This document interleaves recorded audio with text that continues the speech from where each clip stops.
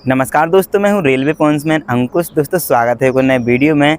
आज की इस वीडियो में हम बात करने वाले हैं रेलवे के एक इम्पोर्टेंट नोटिस के बारे में।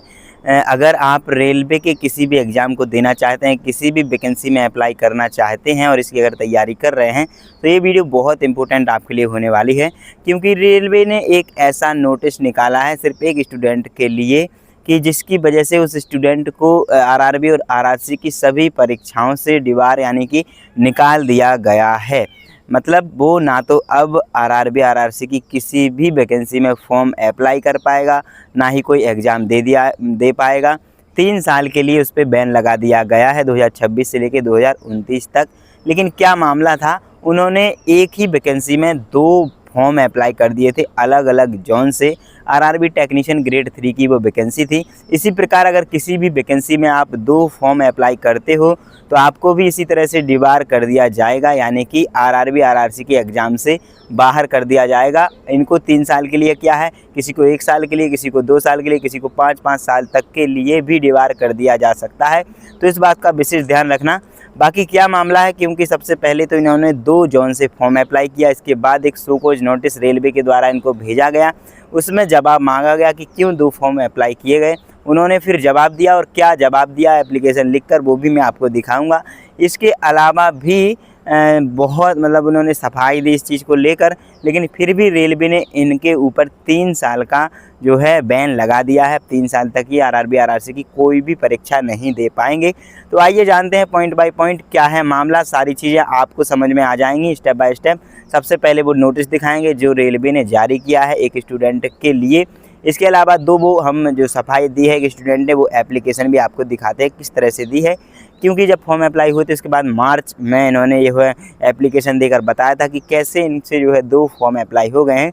तो भविष्य में अगर आप भी रेलवे में फॉर्म अप्लाई करते हैं तो 2 फॉर्म अप्लाई करने की बिल्कुल भी गलती मत करना, वरना फिर आप भी बाहर कर दिए जाओगे। चलिए बिना किसी देरी के सारी चीज़ों को पॉइंट बाय पॉइंट समझते हैं, जिससे कि आपका सारा का सारा डाउट क्लियर हो जाए। अगर चैनल पे पहली बार आए हो तो चैनल को सब्सक्राइब कर लेना, और अगर वीडियो पसंद आए तो वीडियो को लाइक करके दोस्तों के साथ शेयर जरूर कर देना।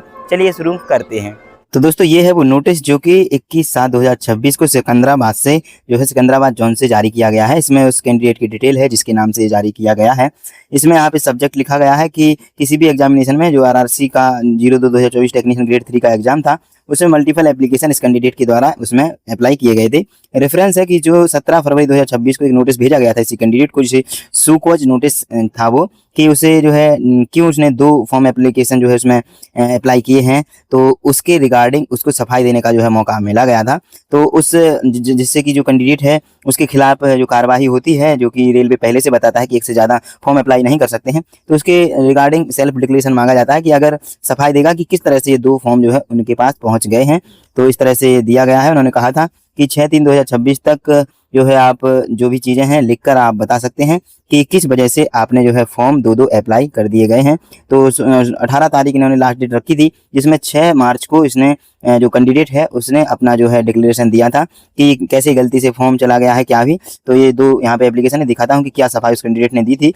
तो इस तरह से 18 इन्होंने लास्ट डेट दी थी। 6 तारीख को कैंडिडेट का जो है उसमें जवाब आया था। उसमें बताया गया था कि मुंबई जोन से और एक गुवाहाटी जोन से 2 फॉर्म इन्होंने अप्लाई किए हैं, जिस वजह से जो आखिरी जो डिसीजन है वो आया है कि 24/7/2026 से लेकर 23/7/2029 तक इस कैंडिडेट पर डिबार कर दिया गया है। इस कैंडिडेट को मतलब कि इस कैंडिडेट को 3 साल के लिए बैन कर दिया गया है रेलवे के किसी भी वैकेंसी के किसी भी एग्जाम को देने के लिए। बाकी यहाँ पे सिग्नेचर वगैरह हैं MB श्रीनिवास राव, और चेयरमैन है प्रयागराज के। तो ये है। बाकी देखते हैं सेल्फ डिक्लेरेशन में क्या लिखा है इन्होंने। ये चीज़ें हैं, आप इस तरह से पढ़ सकते हैं कि क्या कैंडिडेट ने लिखा है। आप वीडियो को पॉज करके देख सकते हैं। और इसके अलावा ये पहला है पेज जो कि 6/3/2026 को इन्होंने जमा किया था, और यहाँ पे इस तरह से एप्लीकेशन लिखा था, विषय लिखा था कि अनजाने में 2 आवेदन पत्र इन्होंने भर दिए गए हैं। बाकी यहाँ पे निवेदन किया गया है, और एप्लीकेशन में सारी चीज़ें लिख दी हैं कि जानबूझकर नहीं गलती की गई थी, अनजाने में हुई है त्रुटि। इसके लिए मैं एक साधारण परिवार से हूँ। रेलवे में नौकरी प्राप्त करना मेरा सपना है। मैं किसी भी प्रकार की गलत मंशा या नियमों का उल्लंघन करने का उद्देश्य नहीं था, और इस तरह से जो परीक्षाओं से डिबार किया जाता है मेरा भविष्य गंभीर रूप से प्रभावित होगा, और प्रार्थना की गई है कि कृपया इस चीज़ को आप संज्ञान में लें।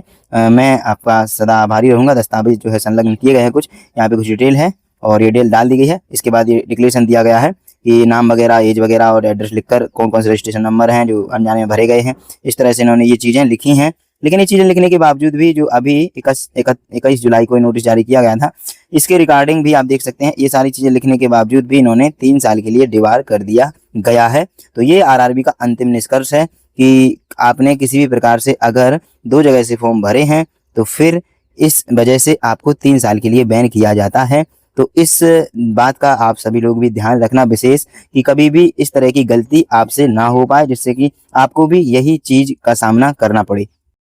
पूरा मामला कि एक कैंडिडेट ने टेक्नीशियन की वैकेंसी में 2 फॉर्म अप्लाई कर दिए हैं, एक मुंबई जोन से, एक गुवाहाटी जोन से, जिस वजह से 3 साल के लिए इसे डिबार कर दिया गया है। और ये जो नोटिस है ये सिर्फ टेक्नीशियन की वैकेंसी पे लागू नहीं होता है, ये रेलवे की हर एक वैकेंसी पे लागू होता है। अगर आप इस प्रकार की गलती किसी भी वैकेंसी में फॉर्म भरने में करते हैं तो आपको भी इसी तरह से 3 साल 5 साल तक के लिए भी डिबार किया जा सकता है। तो इस छोटी सी गलती का हमेशा ध्यान रखना।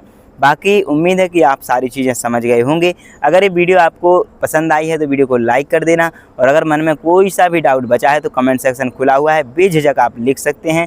चैनल पे अगर पहली बार आए हैं तो चैनल को सब्सक्राइब कर लेना। चलिए मिलेंगे अगली वीडियो में, तब तक के लिए नमस्कार, धन्यवाद।